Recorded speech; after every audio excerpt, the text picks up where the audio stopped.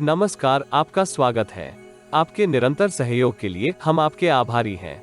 आइए जानते हैं इस सप्ताह मिथुन राशि के राशिफल को, जिसकी गणना चंद्रमा तथा अन्य ग्रहों के गोचरीय प्रभाव के ऊपर की गई है। इस सप्ताह चंद्रमा तथा अन्य ग्रहों का गोचर संकेत करता है कि आप रचनात्मक सोच एवं कर्म योग के सहयोग से आपदा में भी अवसर प्राप्त करेंगे। आपकी कार्य क्षमता में भी विस्तार होगा तथा आप जटिल निर्णय भी सरलता से करने में सक्षम रहेंगे। धन संचय के लिए आपको नवीन नीति का योगदान प्राप्त करना चाहिए। पेशेवर जीवन में समृद्धि प्राप्त करने के लिए इस राशि के कुछ जातक अनैतिक एवं सरकार विरोधी कार्यों में सम्मिलित हो सकते हैं, किंतु इससे आपको दीर्घकालिक समृद्धि प्राप्त नहीं होगी, अपितु आप अनेक जटिलताओं से ग्रसित हो सकते हैं। धैर्य तथा उचित अवसर की प्रतीक्षा करना सार्थक रहेगा। नौकरी पेशा जातक नवीन अवसर प्राप्त करेंगे। नौकरी में परिवर्तन की संभावनाएं भी निर्मित हो रही हैं। व्यापार जगत से संबंधित जातकों को महत्वपूर्ण निर्णय भावनाओं में आकर करने से सतर्क रहना चाहिए। चुनौतीपूर्ण समय में आपको मित्रों तथा परिजनों से सहयोग प्राप्त होगा। धार्मिक स्थल की यात्रा भी इस सप्ताह संभव है। कनिष्ठ व्यक्तियों के साथ अनावश्यक वाद विवाद से दूरी बनाए रखें, अन्यथा परिस्थितियां आपको तनाव से ग्रसित कर सकती हैं। यदि आप अपने नकारात्मक स्वभाव को नियंत्रित करने में सफल होते हैं तो स्वास्थ्य लाभ भी प्राप्त होगा। सप्ताह का आरंभिक चरण आपको अनिश्चितता की स्थिति से मुक्ति में योगदान करेगा। आंतरिक शक्ति में विस्तार इस कालखंड में आपको उत्साहित बनाए रखेगा।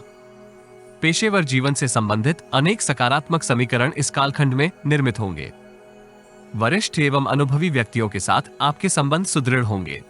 व्यापार जगत से संबंधित जातक नवीन संबंधों को निर्मित कर सकते हैं। यद्यपि आरंभिक कालखंड में आपको वित्तीय स्थिति को सुदृढ़ बनाए रखने के लिए अत्यधिक व्यय के ऊपर नियंत्रण करना होगा। अनावश्यक वस्तुओं का क्रय आपकी वित्तीय स्थिति के ऊपर दबाव निर्मित करेगा। व्यक्तिगत जीवन से संबंधित वाद विवाद इस कालखंड में आपको परेशान करेंगे। सप्ताह मध्य का कालखंड आपके लिए श्रेष्ठ रहेगा। उत्साह तथा रचनात्मक सोच के साथ आप अनेक महत्वपूर्ण निर्णय इस कालखंड में कर सकते हैं। पेशेवर जीवन से संबंधित अनुकूल परिस्थितियां आपके उत्साह को बनाए रखेंगी। महत्वपूर्ण कार्यों में इच्छित सफलता प्राप्त होगी। अवरोधित कार्यों को गति प्राप्त होने के फल स्वरूप आपके मानसिक तनाव में कमी होने के योग हैं।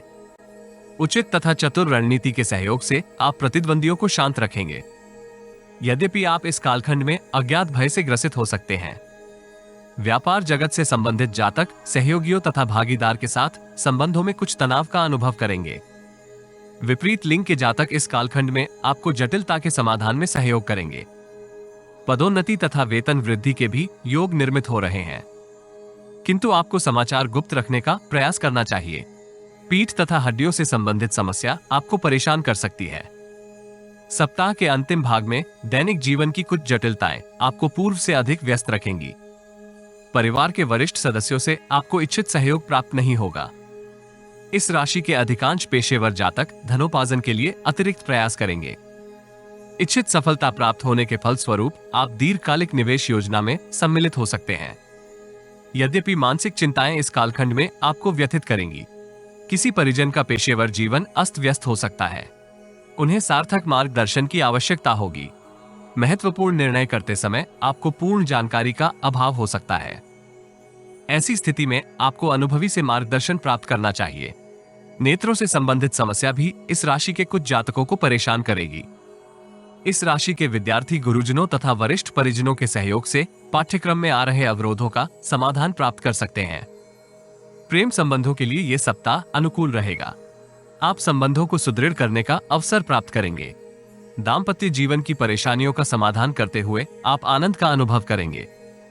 श्री राम मंदिर में पूजा अर्चना से आपको लाभ होगा। यदि आपको हमारा वीडियो लाभप्रद लगे तो लाइक, शेयर, कमेंट तथा चैनल को सब्सक्राइब करें। नोटिफिकेशन प्राप्त करने के लिए बेल आइकॉन ड्रॉप डाउन में ऑल पर अवश्य क्लिक करें। सब्सक्रिप्शन निशुल्क है, किंतु हमें प्रोत्साहित करेगी। जीवन में आ रही किसी समस्या का समाधान प्राप्त करने के लिए अपनी बर्थ डिटेल व्हाट्सएप करें। कृपया बर्थ डिटेल कमेंट्स में साझा ना करें। केवल जरूरतमंद ही संपर्क करें। टाइम पास, ज्ञान देने वाले, अविश्वासी तथा गलत कार्य करवाने वाले दूर रहें।